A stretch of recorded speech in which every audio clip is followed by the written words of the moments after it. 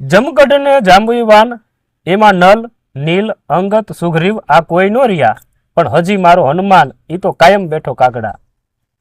ભગવાન હનુમાનજી મહારાજની એક પ્રસિદ્ધ જગ્યા બોટાદની ધરતી પર આવેલી છે, પ્રાચીન જગ્યા, જેને આપણે બધા નવાથા હનુમાનજી મહારાજની જગ્યા તરીકે ઓળખવી છે. ત્યારે આજ ખાસ વિશેષ આ મંદિરના ઇતિહાસ વિશે, આ મંદિરની કથા વિશે અમારી સાથે પૂજ્ય વંદનીય નિર્મળાનંદ બાપુ જોડાયા છે, એમની સાથે વાત કરવી છે. ત્યારે બાપુ પ્રથમ તો જય સિયારામ. જય સિયારામ. જય હનુમાનજી મહારાજ. જય હનુમાનજી. બાપુ, આજ અમે તમારી સાથે ખાસ કરીને આપણે નવથા હનુમાનજી મહારાજનો વર્ષો જૂનો પ્રાચીન જે ઇતિહાસ રહેલો છે એના વિશે વાત કરવા આવ્યા છીએ. તો સૌ પ્રથમ તમે અમારા દર્શક મિત્રોને શું કહેવા માંગશો? ઓમ નમો નારાયણ. જય સિયારામ. હું મહંત નિર્મળાનંદ સરસ્વતી, શ્રી નવહત્તા હનુમાનજી મહારાજ મંદિર હરણકુઈ બોટાદ. હું આપ સૌને હાર્દિક શુભકામના મોકલું છું. શ્રી નવહત્તા હનુમાનજી મહારાજ એટલે 9 હાથ લાંબા સ્વયંભૂ શ્રી નવહત્તા હનુમાનજી. વાહ બાપુ. આ જગ્યાનો જે મૂળ ઇતિહાસ છે કે શનિ ભગવાન અને હનુમાન દાદાના જે યુદ્ધ થયું હતું, જે આપણે આજ પાડો છો કે હનુમાન દાદાના શનિવાર દિવસ અને હનુમાન દાદાને જે તેલ ચડાવવાનું જે વિધાન છે એ આ જગ્યામાંથી શરૂ થયેલું છે. આ જગ્યામાં હનુમાનજી મહારાજ અને શનિ મહારાજ એના વચ્ચે સાડેસાતીના નિમિત્તે યુદ્ધ થયેલું હતું. બહુ ભયંકર યુદ્ધ થયું હતું, જેનો સમય 6 મહિના જેવું હતું. હનુમાન દાદાએ જ્યારે શનિ ભગવાનને પકડ્યું ત્યારે શનિ ભગવાન એમના બીકથી આ નવહત્તા હનુમાન દાદાના સ્વયંભૂ મૂર્તિના નીચે એક ગુફા છે, એ ગુફાની અંદર સ્ત્રીના વેશ ધારણ કરીને હંતાડીને બેઠા હતા. આમાંથી હનુમાન દાદાને એમના વાલ પકડીને બહાર ખેંચ્યો અને ડાવો પગ એમના ખંદે મૂકીને એમને ગદાથી માર્યો. ત્યારે એ રાડ પાડવા મળ્યા, રોવા મળ્યા કે અમને મૂકી દો. તો હનુમાન દાદા એમને પહેલા જ કીધું કે હું એના પહેલા તમને કીધું કે હું મારું આખું જીવન જે છે એ પરોપકારે છે, એટલે પરોપકાર હોવા કારણે મને કોઈ પણ પાપની લાગણી થતી નથી, પણ તું માન્યો નહીં એટલે તારે સજા તો દેવી જ પડશે. એટલે હનુમાન દાદા એને મારતા હતા. શનિ ભગવાન એટલે ન્યાયની દેવતા, લોકપાલ, એટલે બાકીના 8 ગ્રહો ચિંતિત થઈ ગયા કે આ હનુમાન દાદા એમને મૂકશે ને અમને મારી નાખશે, તો આ ન્યાયનું કામ અને ધર્મપાલનું કામ કોણ કરશે? એટલે બાકીના 7 ગ્રહો સૂર્ય ભગવાન પાસે ગયા અને એમને વાત કરી કે ભગવાન, એક બાજુમાં તમારો પુત્ર છે ને એક બાજુમાં તમારો શિષ્ય હનુમાન દાદા છે, એમના બેના વચ્ચે બહુ ભયંકર સાડેસાતીના નિમિત્તે યુદ્ધ ચાલે છે, તો તમે એને રોકાઈ શકો કેમ કે તમે હનુમાન દાદાના ગુરુ છો. એટલે સૂર્ય ભગવાનના પ્રમુખતામાં એ 8 ગ્રહો અહીંયા પધાર્યા અને સૂર્ય ભગવાનને હનુમાન દાદાને વાત કરી કે બેટા, આ મારો પુત્ર છે અને એમનાથી ભૂલ થઈ ગઈ, એ જાણતા નહીં હતા તમારા બદલ, એટલે એમને તમે મૂકી દો. ત્યારે હનુમાન દાદાએ એમને વાત કરી કે ભગવાન, સારું કર્યું મને યાદ કર્યું કે આ તમારો પુત્ર છે, પણ 7.5 એમને તમને નથી મૂક્યો તો, એટલે એ ગુરુ ઋણ મારા ઉપર બાકી છે. એટલે હનુમાન દાદા વધારે 2 ગદા મારવા મળ્યા. તો સૂર્ય ભગવાન સમજી કે આ કોઈથી માનવાના નથી, આ હનુમાન દાદા કોઈથી માનવાના નથી. એટલે કે હવે એમને છે ને એમને પિતાશ્રીને બોલાવો, પિતાશ્રીને તેડાવો. એટલે શંકર ભગવાનને પ્રાર્થના કરવામાં આવી બધા ગ્રહો તરફથી, અને એ સમયમાં હનુમાન દાદા એમને મારતા જ હતા અને એ રાડ પાડતા હતા જોરથી, દુદુંબી અવાજ મળતો હતો આ જગ્યાની અંદર. તો ભોળાનાથ પાર્વતી માતા સહિત આવ્યા, પણ એક શાસ્ત્રોનો નિયમ છે કે શનિ ભગવાન, કાર્તિકેય ભગવાન અને હનુમાન દાદાના સામે કોઈ સ્ત્રીને ન જવાય.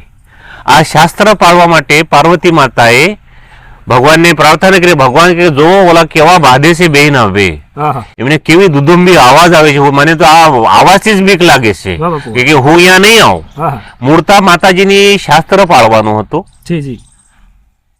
એટલે માતાજી આ ગામમાં અંબાજી માતાનું જે મંદિર છે ત્યાં રોકાના અને એકલા ભોળાનાથ ભગવાન ત્યાં પધાર્યા અને આ બે હનુમાન દાદા અને શનિ ભગવાન વિરાટ સ્વરૂપમાં હતા, એટલે એ વિરાટ સ્વરૂપ લઈને શંકર દાદા ભગવાન ભોળાનાથ અહીંયા હાજર થયા અને એમને રોકવાની કોશિશ કરી, પણ હનુમાન દાદાને જોઈ લીધું હતું કે અગર આ ઝઘડો છોડવા માટે ભોળાનાથ આવી શકતા હોય તો મને મારા પ્રભુનું દર્શન કેમ ન થાય, મારા ભગવાન કેમ ન આવી શકે. વાહ બાપુ.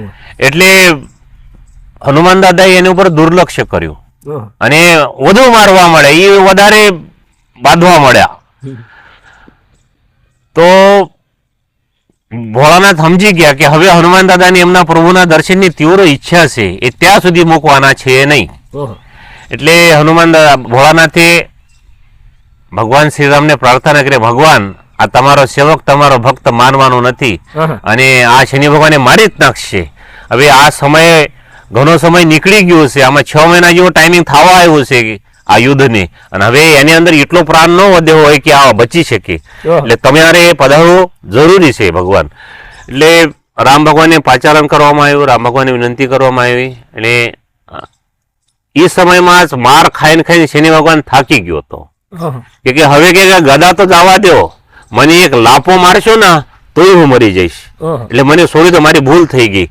અને બરાબર એ સમયમાં આ બાજુમાં રામ ભગવાન પધાર્યા અને એ દુષ્ટાદુષ્ટી ભેગા થઈ ગઈ, એકબીજાની નજર મેળી ગઈ, અને જ્યાં રામ ત્યાં હનુમાન દાદા બધા કામ મૂકી દે. એટલે રામ ભગવાને ભાડા પછી શનિ ભગવાને મૂકી દીધો, ગદાએ મૂકી દીધી, અને જઈને ભગવાનના ચરણે પડી ગયા.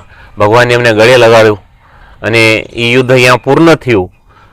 અને પછી બધાએ નવગ્રહો ભેગા થઈને આ જગ્યાને આશીર્વચન આપ્યા, ભોળાનાથને આશીર્વચન આપ્યા, રામ ભગવાનને આશીર્વચન આપ્યા. આહા. ખાસ કરીને શનિ ભગવાને કે આજથી મારો જે શનિવાર છે એ હનુમાન દાદાનો શનિવાર થશે, આહા.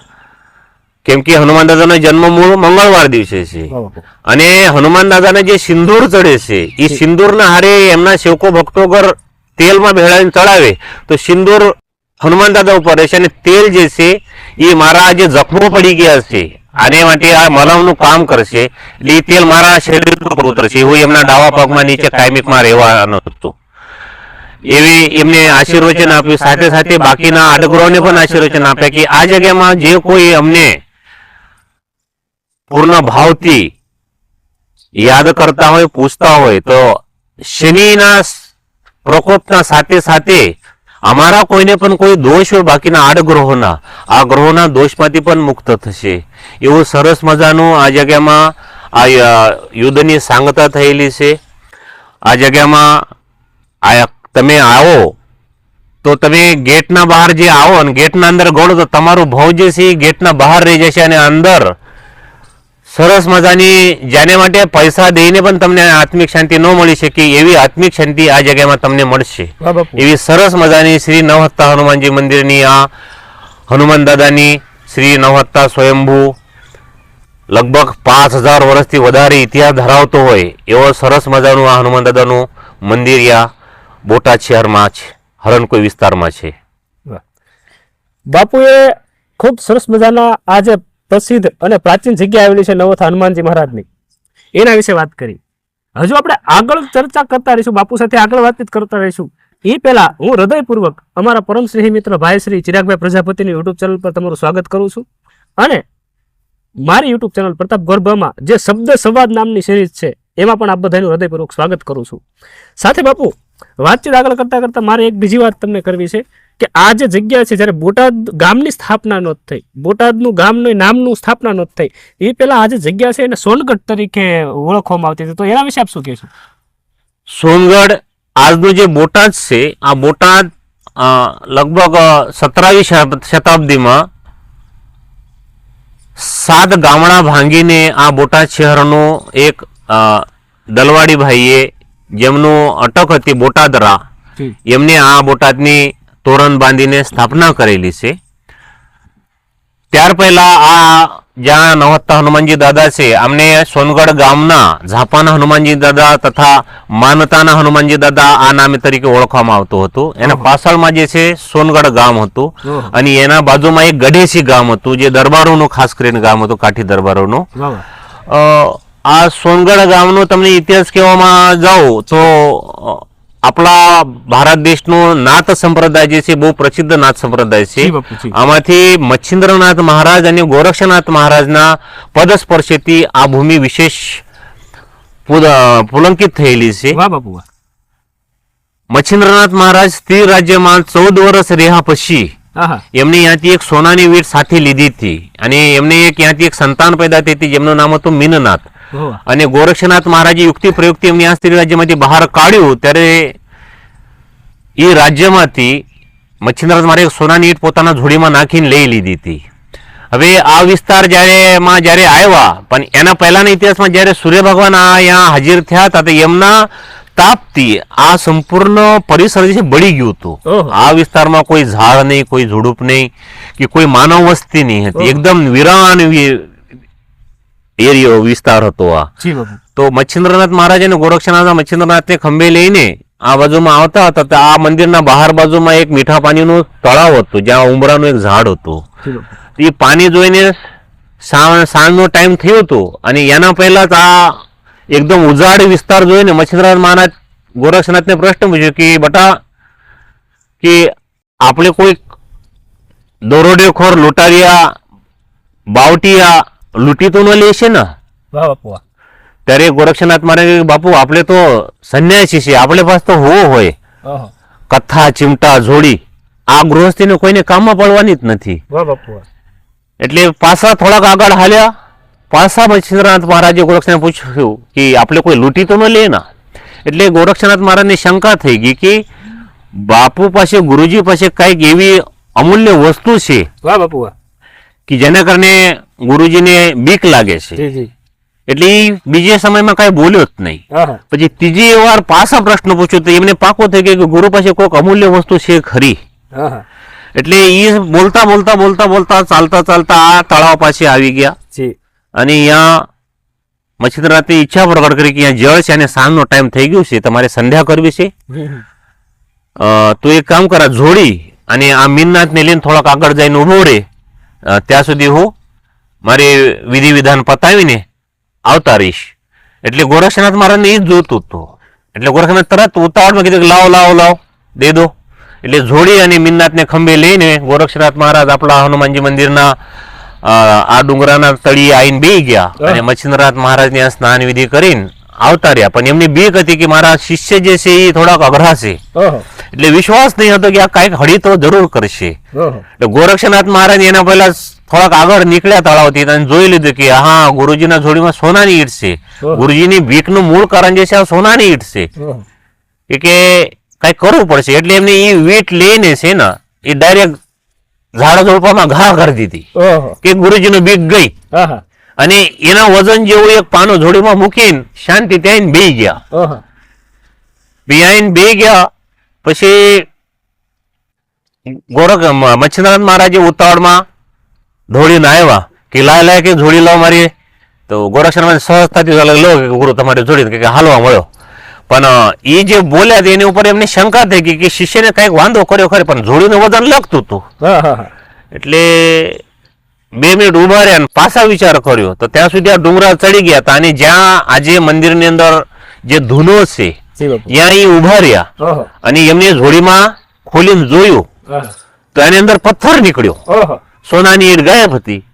એટલે એ ચીપિયા લઈને ગોરક્ષનાથને મારવા મળ્યા કે તું તો મારો દુશ્મન છો, તું તો ઘણી બધી વાતો એમને કરી અને ગોરક્ષનાથ દાંત કાઢતા હતા કે ગુરુજી થયું હું. એટલે મચ્છિન્દ્રનાથ કે આમાં સોનાની ઈંટ હતી એ ક્યાં નાખી દીધી, એના બધે પાનો કરીને મારા હારે તો ફરેબ કર્યો. ગુરુ કે આપણે જેને બીક હતી એ મૂકીને આવ્યો, તમને બીક લાગતી હતી ને એટલે બીક ને કે હું ઘા કરી દીધો રસ્તામાં. એટલે પછી એમને મારવા મળ્યા કે ગુરુજી આપણે સંન્યાસીઓને સોનાની શું જરૂરત છે. પછી કે હું કે આમ નામ જ લાવ્યો હતો, હું 14 વર્ષ સુધી સ્થિર રાજ્યમાં રહ્યો હતો અને એના એ પાપ માનો એક પ્રકારનો કે વિધિ વિધાનમાં મારે સંન્યાસીને જવું પડે હનુમાન દાદાના ઈચ્છાના કારણે. એટલે એના કારણે મારે અહીંયા એક સામયો કર્યો હતો. એની સામયાની અંદર મારે સમસ્ત દેવતાઓને, સમસ્ત ઋષિમુનિઓને અને સમસ્ત બ્રાહ્મણોને અહીંયા તેડવાનો હતો અને એને મોટો સામયો કરવો હતો. તો એની ગોરક્ષનાથની આંખો ઉગાડીને કે ગુરુજી કે તમારી આવી ઈચ્છા હતી? તો ગોરક્ષનાથ મહારાજને કે તને શું લાગ્યું? એટલે એ ક્રોધમાં પાછા એમને મારા મળે કે ગુરુજી 1 મિનિટ ઉભા રહ્યો, અને 1 મિનિટ ઉભા રાખ્યા કે તમે સાચું બોલો છો કે તમારે સામૂહિક જ કરવું હતું, દેવતાઓને બધાને તેડાવવું હતું? એટલે કે હા. એટલે એ એમને ચીપિયો લીધો અને આપણો જે આ ધૂનો છે આજે મંદિરની અંદર, ત્યાં એ ધૂનો ખોડીને કનક સ્તોત્રનો જે મંત્ર છે એનો જાપ કર્યો, અને એવો ચમત્કાર થયો કે આ આખો ડુંગર જે છે સોનાનો બની ગયો. આ સોનગઢ જે નામ છે એ આ સોનાના ડુંગરાના કારણે પડી ગયું છે. આ સોનગઢ છે. અને પછી ગોરક્ષનાથ મહારાજે તુરંત કુબેરને ઓર્ડર કરી કે આ જો આ આખો સોનાનો ડુંગર છે ને મારા ગુરુની ઈચ્છા થયેલી છે કે આ જગ્યામાં સમસ્ત દેવતાઓને તેડાવીને, સમસ્ત ઋષિમુનિને બ્રાહ્મણોને તેડાવીને અહીંયા મારે સામૂહિક કરવું છે. અને આ ડુંગરા તમે રાખો, આખો નાખો. યમ મહારાજને બોલો કે તમે બધાને નિમંત્રણ મોકલો, અને કુબેર મહારાજને તમારે બધાને જેની જેવી અલ્પત છે, જેની જેવી મોટી હસ્તી છે એને મુજબ એમને દાન, કપડા, જે કાંઈ જોતું હશે એ બધું તમારે દાન કરવાનું, સમસ્ત સમયને તમારી અહીંયા વ્યવસ્થા કરવાની. એટલે એ તરત કામે લાગી ગયા. પણ કુબેર મહારાજને કીધું કે બાપુ તમે ક્યાં કઈ ખોટું કામ કરો છો, ક્યાં કઈ સ્વાર્થ માટે કરો છો? એટલે કે આ તમારા ડુંગરાની જરૂરત નથી અમને, એ મારા સ્વર્ગનું હું લોકપાલ છું, એનું હું ભંડારી છું. એટલે કે એટલી વસ્તુ તો સ્વર્ગમાંથી મળી જશે કે બાપુ. એટલે આ ડુંગરાને તમે પાછા ઢાંકી દો. એટલે ગોરક્ષનાથ મહારાજે આ ડુંગરાને ઢાંકી દીધા. અને પછી પાલિતાના તાલુકાનું જે શિહોર ગામ છે, શિહોર તાલુકો છે, જે શિહોર તાલુકો અને શિહોરમાં જે સોનગઢ ગામ છે, ત્યાં સુધી આ આખો ડુંગર સોનાનો બન્યો હતો. અને પછી બધા દેવતાઓને, ઋષિમુનિને આ વિસ્તારમાં તેડાવીને અહીંયા સામયો થયો. આ નવનાથ જ્યાં ઉતર્યા હતા એ શિહોરની જગ્યા, એટલે ત્યાં નવનાથની સ્થાપના છે.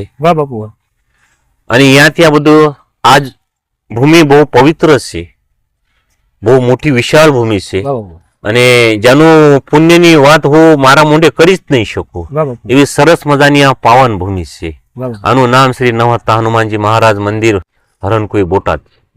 બાપુ હું તમને હજી પ્રશ્ન કરીશ કે નવતા હનુમાનજી મહારાજની જગ્યા છે એ ઉતાવળી નદીના કાંઠે આવેલી છે, ઉતાવળી નદીના તટ પર આવેલી છે. મેં એવું પણ સાંભળ્યું છે ઉતાવળી નદી, મધુ નદી, કે ત્રિવેણી સંગમનું એવું કંઈક મહાત્મ્ય છે, તો એના વિશે આપ શું કહેશો? નિશ્ચિત આ જો આ મંદિર જે છે મધુ, માહી અને ઉતાવળી આ 3 પૂર્વવાહિની નદીઓના સંગમમાં છે, ઉત્તર કિનારે. હા, શાસ્ત્રોનું એવું માતમ છે કે ગમે જે નદી હોય એના ઉત્તર કિનારે ડુંગરા ઉપર અગર ભોળાનાથનું મંદિર હોય તેનો કાશી વિશ્વનાથ જેવું માતમ છે. પણ આપણે આ બધું વધારે છે. આ વિશેષ કરીને ત્રિવેણી પૂર્વવાહિનીનો સંગમ છે. એ સંગમના ઉત્તર કિનારે ભોળાનાથનું, પશ્ચિમમુખી ભોળાનાથનું મંદિર છે. એને અમે 16 ખાંભલાની હવનશાળા છે, જેનું શાસ્ત્રની અંદર બહુ મોટું માતમ છે. ઉતાવળી નદીની મહાનતા જે છે એનું કઈ કહેવા જેવું છે જ નહીં. મતલબ હું બોલી નહીં શકું એટલો મોટો માતમ છે. જેમ આપણે કહેવો છો કે અમૃતની નદી, દૂધની નદી, એના જેમ આને ખીરની નદી કહેવામાં આવતી હતી. મતલબ ખીર જ બેતું હોય, પણ ખીરના રાજભોગના જે તત્વો છે આ નદીની અંદર હતા. એનો એક સરસ મજાનો ઇતિહાસ છે કે દ્રૌપદી માતાને હારે પાંડવો પરણ્યા ત્યારે છદ્મવેશમાં હતા, બ્રાહ્મણ રૂપમાં હતા. અને કૌરવોને પાકો આઈડિયા આવી ગઈ હતી કે આવું સરસ અંદાજ જે છે કે ઉકળતા ખોળતા તેલમાં જોઈને ફરતી માછલીના ડોળાનો કોઈ આંખનો ભેદ કરી શકે એક માત્ર આ વિશ્વની અંદર એક અર્જુન જ છે. એટલે કે આજે 5 લોકો હતા, 5 પાંડવો છે, ભલે છદ્મવેશમાં હશે. એટલે એમના વાહે એમને ગુપ્તચરો મોકલ્યા, અને એ ખબર દ્વારકાધીશને ખબર પડી ગઈ. એટલે દ્વારકાધીશ ભગવાને પાંડવો પાસે આવ્યા કે હવે તમે સાપડી જશે, અમને મળી જશો. એટલે તમે એક કામ કરો, તમે અહીંયાથી શિહોર જાઓ, અને શિહોરમાં ગૌતમેશ્વર મહાદેવનું જે મંદિર છે ત્યાં એક ગુફા છે. એ ગુફા જ્યાં નીકળે ને ત્યાં જઈને તમારે વાસ્તવ્ય કરવાનું. હવે આપણા મંદિરની જે ગુફા છે આ અહીંયાથી શિહોરમાં નીકળે છે, પણ અત્યારે સમયના ગાળે 2 બાજુમાં આ બંધ કરાવેલી છે. તો 5 પાંડવો આ જગ્યામાં આવ્યા, પણ પહેલા જેમ કીધું કે આ જગ્યા દ્વારકાધીશે મોકલવાનું જે મૂળ કારણ હતું કે આ જગ્યા જે છે આ નિર્જન હતી, કોઈ ઝાડ ઝુડુપ કે કોઈ વસ્તુ હતી નહીં. એટલે અહીંયા કોઈ માનવ ડોકાવતો જ નહીં હતો, કોઈને ખબર જ ન પડે કે અહીંયા 5 પાંડવો વાસ કરે છે. 5 પાંડવો દ્રૌપદી માતા અને કુંતી માતા. એટલે આ નિર્જન સ્થાનમાં દ્વારકાધીશને જાણીને એમને મોકલ્યા હતા. એક બાજુમાં દુર્યોધન એમને ગોતતા હતા. દુર્યોધન ત્યારે વાસ આ આપણા અમદાવાદના આજુબાજુમાં જ ક્યાંક હતો. એમના ગુપ્તચરો એને ગોતતા હતા કે ક્યાં ગાયબ થઈ ગયા એકદમ જંગલમાંથી. એટલે એ સમયમાં જ બરાબર દુર્વાસા ઋષિ એમના તંબુમાં અહીંયા પધાર્યા એમના શિષ્યો સહિત. અને એ 100 ભાઈઓને દુર્વાસા મહામુનિ જે મહાક્રોધી છે એમની ખૂબ સેવા કરી. એમના શબ્દ બહાર મોંડામાંથી શબ્દ બહાર પડવા પહેલા જ વ્યવસ્થા કરી દેતા હતા. એટલે અમુક દિવસો અહીંયા રહીને દુર્વાસા ઋષિ બહુ ખુશ થઈ ગયા અને એમને વરદાનમાં કીધું કે તમે મને વરદાન માંગો, તમારા સેવા ઉપર બહુ ખુશ છું. એટલે ત્યારે દુર્યોધનની મનની અંદર કપટ હતું કે પાંડવોને ઘેરવા માટે આ દુર્વાસા ઋષિનો ક્રોધ બહુ સારો પડશે, એમાંથી ભસ્મ થઈ જવાના. એટલે એમને એવું કીધું કે ભગવાન તમારા દયા કૃપાથી તો અમે બહુ સહજ મજાના આનંદમાં સુખમાં છીએ, પણ અમારા ભાઈઓ આ જંગલમાં ભટકે છે, અમે એમને ગોતું છે, એમને મળતા નથી, તો તમે એમને પાસે જઈને એમની ઉપર કૃપા કરો. એટલે દુર્વાસા ઋષિ તો ત્રિકાલદર્શી હતા. એટલે એ સહજ રીતે અહીંયા એમના શિષ્યોના પલટન સાથે અહીંયા પહોંચ્યા અને બપોરનો ટાઈમ થઈ ગયો હતો. પણ એના પહેલા નિર્જન વસ્તીમાં જે પાંડવો રહેતા હતા તો પેટ આ બધાને લાગેલું જ છે. એટલે પેટની વ્યવસ્થા કેમ કરે, ખાવાની વ્યવસ્થા કેમ કરાય? કેમ કે અહીંયા કોઈ વસ્તી નહીં જ્યાં ભિક્ષા માંગીને આપણે ઉદર નિર્વાહ કરો, અથવા તો કઈ પેડ પૌધા નથી કે જ્યાં ફળનો ઉપર આપણે ગુજરાન કરી શકો, ફળ ફ્રૂટ્સ ખાઈને, કંદમૂળ ખાઈને, એવું કઈ હતું નથી. એટલે દ્વારકાધીશને એમને વાત કરી હતી કે તમે જે છે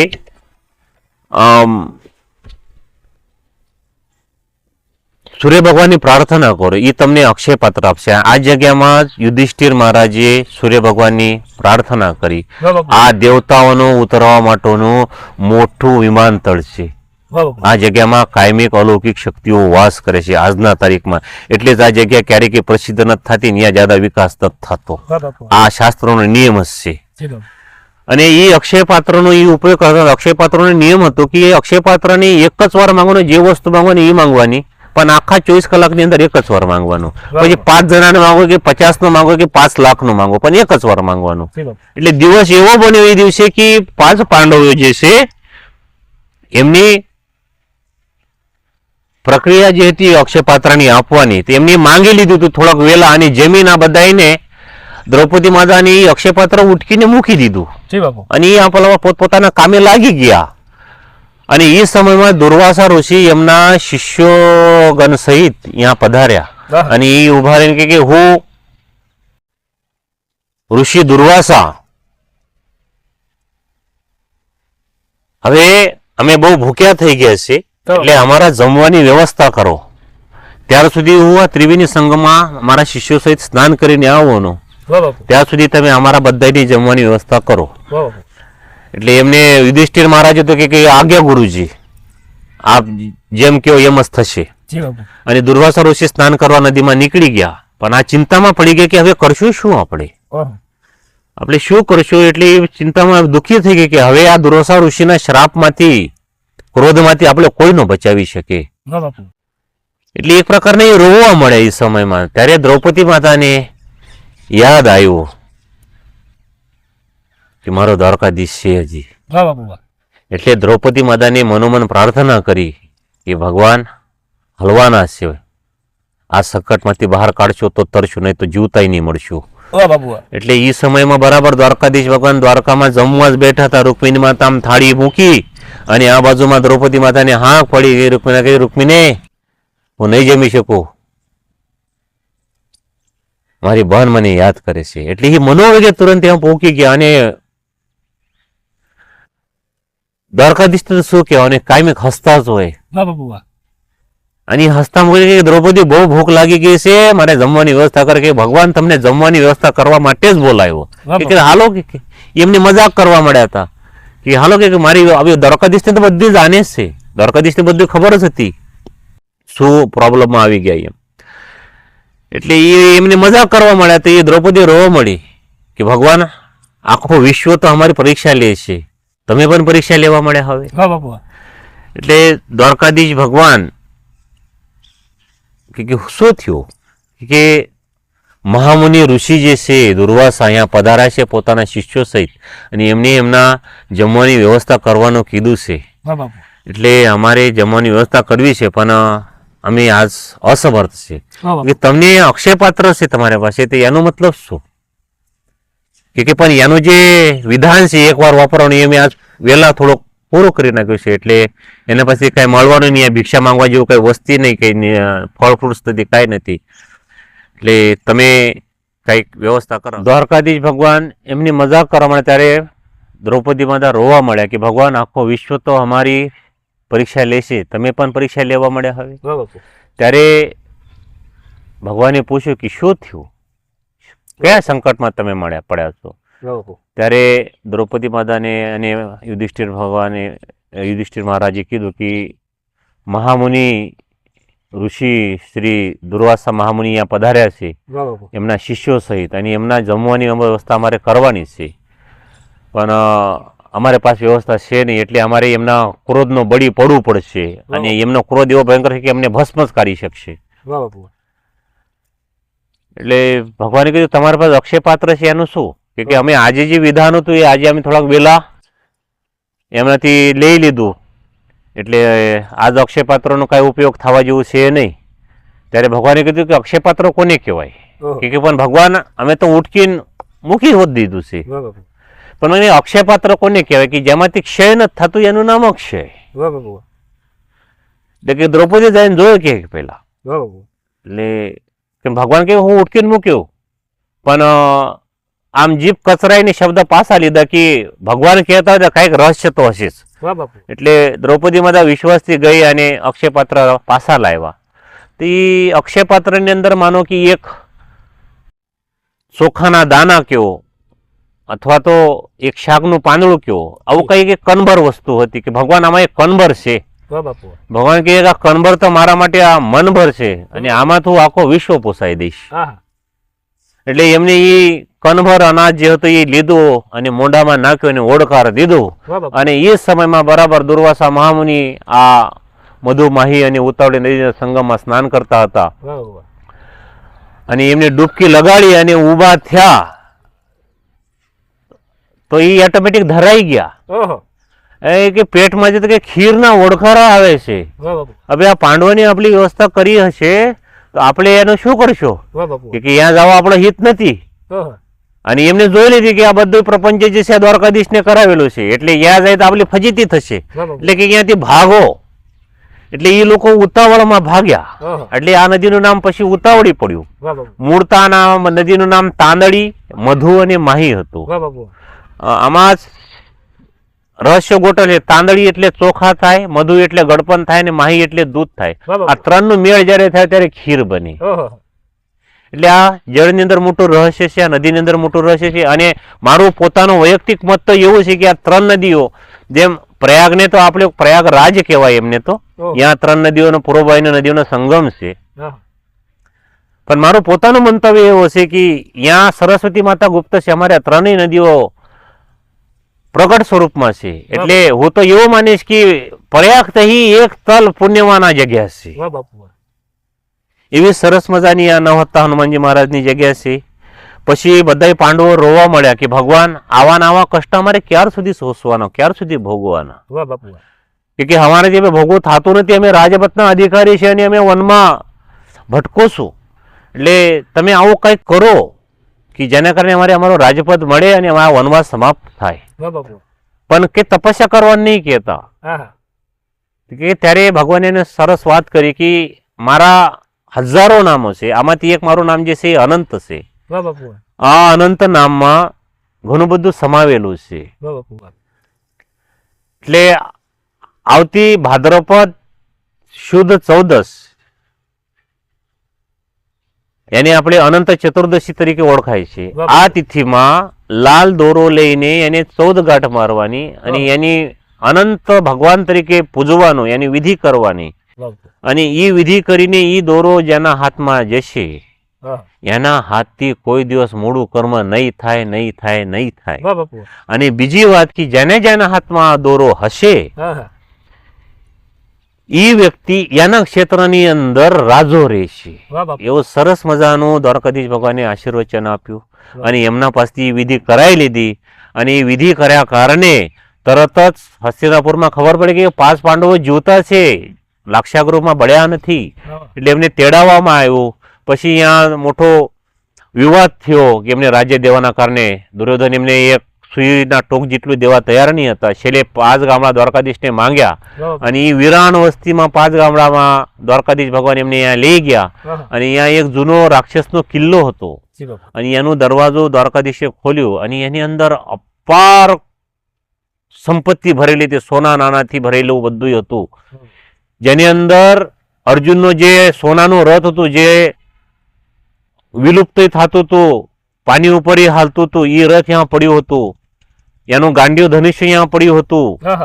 એ એક રાક્ષસે એ સમયમાં બધાના દેવતાઓને પ્રસન્ન કરીને વરદાન પ્રાપ્ત કરેલા હતા. ભીમની ગદા અહીંયાથી મળેલી છે, યુધિષ્ઠિરની ભાલા અહીંયાથી મળેલા છે, નકુલની તલવાર, સહદેવનો ભાલો, આ બધી વસ્તુ અહીંયાથી મળે. અને એટલું જ નહીં, એ એટલી બધી મોટી સંપદા હતી કે હસ્તિનાપુર કેટલીક વાર વેચાણ એના કઈ ગુના સુધી આની અંદર કોઠાર ભરેલું હતું. એવું સરસ મજાની આ દોરાના વિધાનના કારણે દ્વારકાધીશ મહારાજ એમને સરસ મજાનું એમનું જીવનને સરળ કરાવ્યું હતું. આ જગ્યાની વિશેષ માતમ છે. અમે પણ દર અનંત ચતુર્દશી ભાદરપદ શુદ્ધ 14ના દિવસે આ જગ્યાની અંદર આ વિધિ કરાવું છું. હું મારા ઘણા સેવકોથી વિધિ કરાવું છું અને ઘણા બધાને એનેથી સરસ મજાનું એમના કુવત મુજબ સારો ફળ પણ મળેલું છે. એવી સરસ મજાની આ શ્રી નવહત્તા હનુમાનજી મહારાજની જગ્યા છે. બાપુ, છેલ્લે એક પ્રશ્ન હું આપને એવો કરીશ કે આ જે નવહત્તા હનુમાનજી મહારાજની જગ્યા છે એમાં આખા વર્ષમાં આવતા હરેક નાના મોટા ઉત્સવો કયા ઉજવાય છે? પછી ઉત્સવોમાં એક બટુક ભોજન, મહાપ્રસાદ, એવું બધું આયોજન કેવું થાય છે? એના પહેલા હું આપ સૌને ખાસ જાણકારી આપીશ કે 104 વર્ષ પહેલા ભાવનગર સ્ટેટ દરબાર ભાવનગર મહારાજા કૃષ્ણકુમારસિંહ મહારાજે આ નવહત્તા હનુમાનને પરચો આપેલો છે કે એક બાજુમાં એમને માપો તો 9 હત્તા ને બીજી બાજુમાં માપો તો 8 હત્તા, હાસો રાજો આ છે, આ 9 હત્તા છે. એવું એમને પરચો આપ્યો. એટલે ત્યારે ગણેશાનંદજી મહારાજ ત્યાં હાજર હતા, એમના સાનિધ્યમાં એ ઘટના ઘટેલી છે. એટલે કૃષ્ણકુમારસિંહજી મહારાજને આ મંદિરનો 104 વર્ષ પહેલા જીર્ણોદ્ધાર કરેલું છે. એને નિમિત્તે અમે હમણાં 4 વર્ષ પહેલા સુવર્ણ જયંતિ મહોત્સવ, જીર્ણોદ્ધાર સુવર્ણ જયંતિ મહોત્સવ મનાવેલું છે. એના સાથે સાથે બોટાદના ભોજભાઈ ખાચરના પત્ની અમરજાભાઈ એમને 1931માં ત્યાં રામ ભગવાન, સીતા માતા અને લક્ષ્મણજીની મૂર્તિઓની પ્રાણ પ્રતિષ્ઠા કરેલી છે. એની એમના સેવા પૂજા માટે 54 વીઘા જમીન, 2 કોસ જમીન આ મંદિરને આપેલી હતી. અને સાથે સાથે ખાસ વાત કરવી જેવી છે તો મહારાજ સ્વામી વિવેકાનંદજી જે બહુ તકલીફમાં જીવન જીતા હતા અને આ બાજુમાં ભ્રમણ કર્યા નીકળ્યા હતા, કલકત્તાથી એમને કાઢી મૂક્યું હતું અને આ બાજુ ભ્રમણ કરતા કરતા આ બાજુમાં આવ્યા. અને એ સમયમાં જ એમને વિશ્વની ધર્મસભાનું આયોજનની ખબર પડી. એમની ત્યાં જવાની ઈચ્છા હતી પણ પૈસાની વ્યવસ્થા નહીં હતી. એ વ્યવસ્થા સ્વામી વિવેકાનંદ મહારાજને માનો કે એ સમયમાં 7.5 પ્રકોપમાં જ હતા. એટલે એ 7.5 દિવસ રોકાણા અને 7.5મા દિવસ એટલે 8મા દિવસે એમને અહીંયા બોટાદના 2 મારવાડી ભાઈઓએ, અગ્રવાલ મારવાડી ભાઈઓએ એમના આવા જવાથી લઈને રહેવાથી લઈને એક હારે સરસ મજાની પૈસાની વ્યવસ્થા કરાવી દીધી. આ નવહત્તા હનુમાનજી મહારાજનું મંદિર છે. શ્રી સમર્થ રામદાસ સ્વામી મહારાજ જે શિવાજી મહારાજના આધ્યાત્મિક ગુરુ છે, એમના 12 વર્ષના ભારત ભ્રમણમાં આ જગ્યામાં આવીને ઘણા સમય સુધી રોકાણા હતા. આ ઇતિહાસ જે છે આ સમસ્ત હું જે કઈ અત્યારે સુધી બોલ્યો અને એના પછીના અમુક જે ઇતિહાસ છે આ જગ્યાના, આ વિશેષ તીર્થસ્થળીના, આ બધા ઇતિહાસ એ સમયમાં રામદાસ સ્વામી મહારાજે કીધેલા છે. આની આ ગુરુ શિષ્ય પરંપરા અંતર્ગત હું તમને કહું છું, હું કઈ પોતે કઈ જાણતો હતો નહીં પણ એમના શિષ્ય પરંપરા અંતર્ગત હું આવતો હતો અને ત્યાંથી મને આ ઇતિહાસ જાણવા મળ્યો અને ત્યાર પછી હું અહીંયા આવ્યો છું. એવી સરસ મજાની આ જગ્યા છે. ઘણી બધી ઇતિહાસોની આ જગ્યા સાક્ષી છે. ખાસ કરીને કહેવા જાઓ તો રાષ્ટ્ર અને ધર્મ માટે ઘણી બધી ઘટનાઓ આ જગ્યામાંથી શરૂ થયેલી છે. આમાં નાના સાહેબ પેશવાનું વિશેષ નામ આવે છે કે લખનૌમાં હાર્યા પછી એમના 8 મંત્રીઓ છે ટોટલ 9 જણા આ જગ્યામાં આવીને શરણ લીધી અને આ જગ્યાની અંદર જ આવીને એમને સંન્યાસ ધારણ કર્યો. હા બાપુ. અને ત્યાં સુધી 562 રાજવાડા પોતપોતાના સ્વાર્થ હાટુ લડતા હતા, પણ નાના સાહેબ પેશવાએ આ જગ્યામાં અખંડ ભારતના સ્વાતંત્ર્ય લડા માટે ભૂમિગત ક્રાંતિકારી ચળવળ આ જગ્યામાંથી શરૂ કરેલી છે. એવી સરસ મજાની આ જગ્યા છે. ઘણા સમય સુધી નાના સાહેબ પેશવા આ જગ્યામાં રોકાના અને અંગ્રેજોને ખબર પડી એટલે પછી આ ગુફા માર્ગે શિહોર જઈને એમને એમના છેલ્લા સમય કાઢેલા છે. આ એવી સરસ મજાની રાષ્ટ્ર અને ધર્મ માટેની ઘણી બધી શરૂઆતની કરવાની આ એક જગ્યા છે. અને બાપુ મેં તમને કીધું વિશેષમાં જે આયકણ બટુક ભોજન અને જે તહેવાર ઉજવે છે એના વિશે એમને થોડીક વાત કરી દીધી. આ જગ્યાની અંદર દર વર્ષે હનુમાન જયંતિના દિવસે 51 મનના મનિંદાની મહાપ્રસાદી કરવામાં આવે છે. વાહ બાપુ. જન્માષ્ટમીનું સરસ મજાનું આયોજન આ જગ્યામાં થાય છે. વર્ષમાં 2 વાર જન્માષ્ટમીનો અને ચૈત્રી પૂનમનું અહીંયા લોકમેળો ભરવામાં આવે છે. વાહ બાપુ. સમસ્ત બોટાદની પબ્લિક ત્યાં આવે છે. ઇતિહાસમાં તો એવું કહેવામાં આવે છે કે જ્યારે ટ્રાન્સપોર્ટેશનની વ્યવસ્થા હતી નહીં, જ્યારે ગાડી વાહનો હતા નહીં, એ સમયમાં આ મેળામાં 1 લાખથી 1.25 લાખ પબ્લિક ભેગા થતી હતી. વાહ બાપુ. એવું સરસ મજાનું પણ આ જગ્યાનો ઇતિહાસ છે. બહુ પ્રસિદ્ધ જગ્યા. અહીંયા કૂવો છે. એ કૂવાની અંદર એક પાટી છે. એ પાટીમાં લખેલું છે કે આ કૂવો જે છે સુરત જિલ્લાના મોતા ગામના બ્રાહ્મણ અને ગ્રામવાસીઓનો બનાવેલો છે. તમે વિચાર કરો કે એની પ્રસિદ્ધિ એ સમયમાં કેટલી મોટી હશે. એટલું સરસ મજાનું મંદિર હતું. અને સાથે સાથે હું આવ્યો ત્યાર પછી અહીંયા ગણેશ ઉત્સવ મનાવું છું 11 દિવસનું. વાહ બાપુ. જન્માષ્ટમીનો ઉત્સવ થાય છે, હોળીનો ઉત્સવ થાય છે. એને સાથે સાથે દર પૂનમ પછીના રવિવારે દાનદાતાઓની ઉપલબ્ધતાઓ ઉપર અમે અહીંયા 600 થી 650 બાળકોનું બટુક ભોજન કરું છું. એમને વસ્તુ દાન આપું છું. અમારા સેવકો મારફત આ વ્યવસ્થામાં હાંકવામાં આવે છે.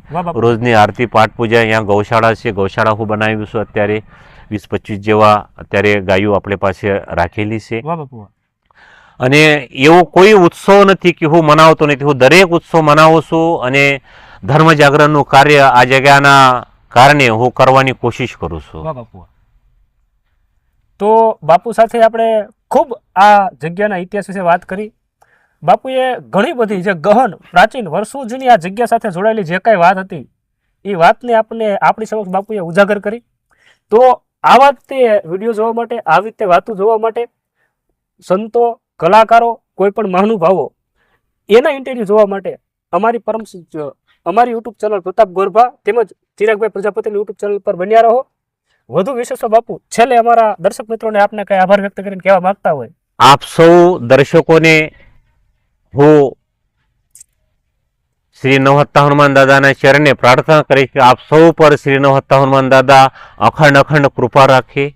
અને આ અમારા યુટ્યુબર ચિરાગભાઈ ચડોતરા, ચિરાગભાઈ પ્રજાપતિ તથા પ્રતાપભાઈ ગોળભા, આ લોકો કાયમિકમાં આવા રહસ્યમય ઘટનાઓને સમાજના સામે લાવે છે અને હિન્દુ ધર્મ જાગૃતિનું સરસ મજાનું કાર્ય કરે છે.